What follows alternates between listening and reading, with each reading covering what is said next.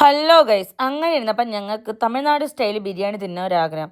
അപ്പോൾ അവൻ അമ്മ അടുത്തത് പറഞ്ഞപ്പോൾ അബി പറഞ്ഞു നമുക്ക് തെങ്കാശിക്കൊന്നും ഒന്നും ഒരു രണ്ടാമത്തേന് തെങ്കാശിയാണ് ഇപ്പോൾ. സോ ഗൈസ്, അങ്ങനെ ഞാൻ നേരെ പോയി ഉണ്ടാക്കാൻ വിചാരിച്ചു ബിരിയാണി.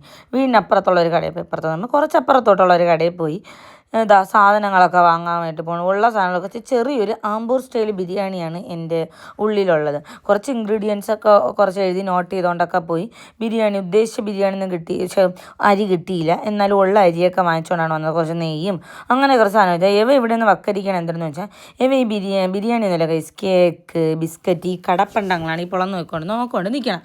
പിന്നെ കുറച്ച് യോഗേർട്ട് എടുത്ത്, ഫ്ലവേർഡ് യോഗേർട്ടാണ് എടുത്തത്. പക്ഷെ ഞാൻ കഴിക്കൂല, വീട്ടിൽ ചുമ്മാ അങ്ങനെ ഞാൻ ഒള്ളി ഗ്രീക്ക് യോഗേർട്ട്, ഫ്ലവേർഡ് എനിക്ക് താല്പര്യമില്ല.